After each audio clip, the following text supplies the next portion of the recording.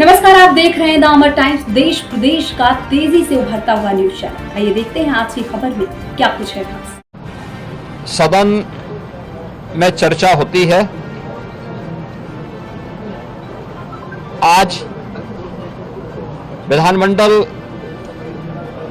की कार्रवाई प्रारंभ होने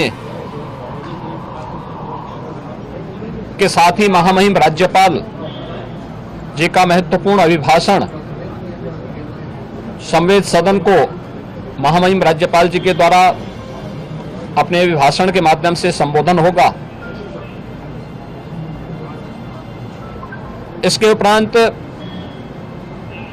कल से महामहिम राज्यपाल के भाषण पर सदन में चर्चा भी होगी। 20 फरवरी को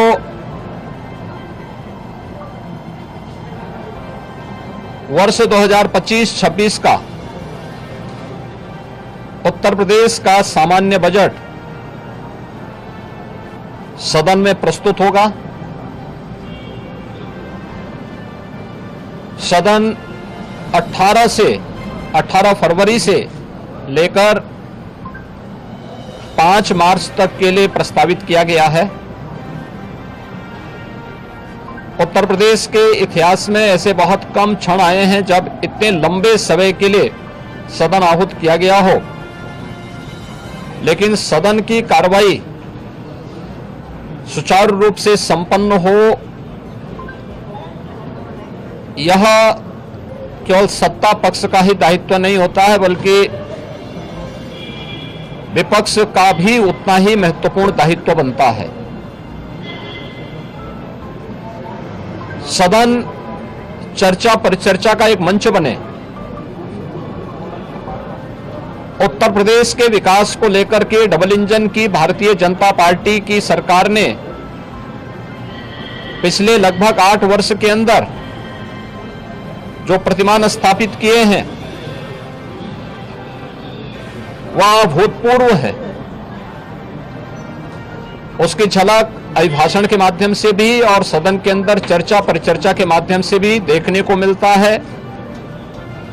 उत्तर प्रदेश के परसेप्शन में आए हुए व्यापक बदलाव देश और दुनिया के द्वारा उत्तर प्रदेश को आकर्षण का केंद्र मानते हुए जो वर्तमान में स्थितियां दिखती हैं, स्वाभाविक रूप से हताश और निराश विपक्ष इन मुद्दों पे चर्चा करने से भागने का प्रयास करता है, सदन की कार्रवाई में बाधा पैदा करने का प्रयास करता है। विपक्ष अगर सार्थक चर्चा को आगे बढ़ाने में मदद करेगी तो मेरा अनुमान है कि यह एक बहुत अच्छा सत्र, बजट सत्र हो सकता है, जिसमें अगले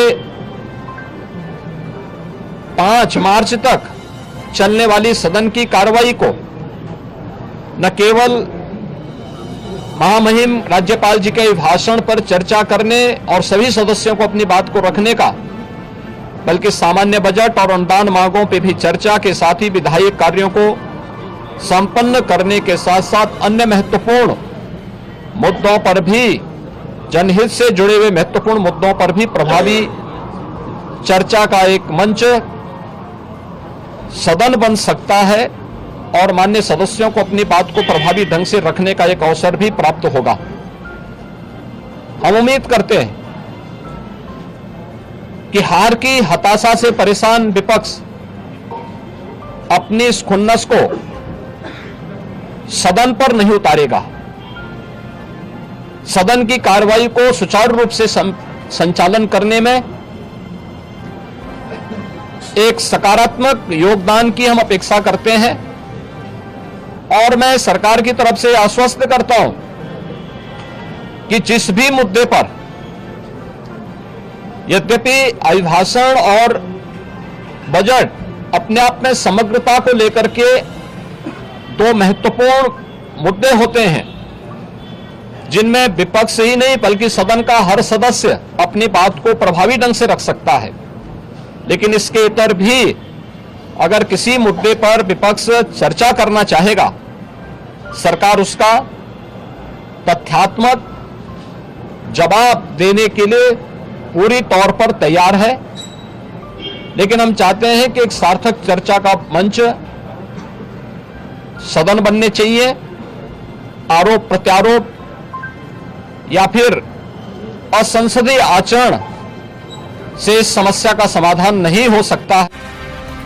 आज के समाचार में बस इतना ही। हम मिलते हैं दूसरी खबर में, तब तक देखते रहिए दामर टाइम्स। हमारे न्यूज चैनल को लाइक, सब्सक्राइब और शेयर करना ना भूलें। हम मिलते हैं आपसे दूसरी खबर में, तब तक के लिए धन्यवाद।